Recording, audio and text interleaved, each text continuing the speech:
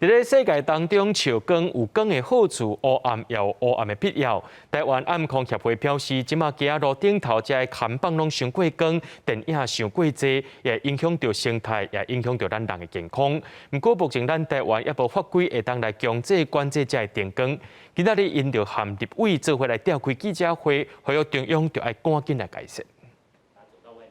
伫立法院点到一拍2000瓦的电火球啊，插北的光线呼吁爱关注光害的问题。台湾暗控协会表示，伫街路有真侪电火看板顶顶拢伤光，唔但影响到生态，嘛影响人体健康。室温光照的角度拢需要改善。这100多年来，因为我们的这个夜间照明变得非常经常会发生，那尤其是9点半以后，如果还暴露在蓝光里面的话呢，其实会影响我们的睡眠的周期。欧洲的研究是说，像长期暴露在强光里面的话，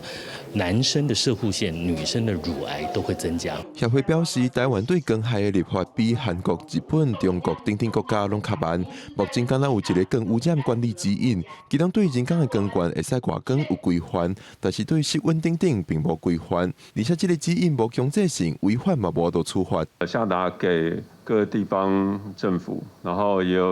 有转给各目的事业主管机关，建议他们能够纳入地方的自治条例啊。流明就是亮度、色温、照射的角度跟开关的时间，我们至少希望是一个院班的行政命令，然后可以授权一部分的行政法。环保署伫现场是无承诺会立法强制规范光害，敢若表示会阁看数落来状况继续评估。但是协会批评环保署已经延前几多年，在场立委是要求环保署要针对这意见继续研究。记者郭文条随台北报道。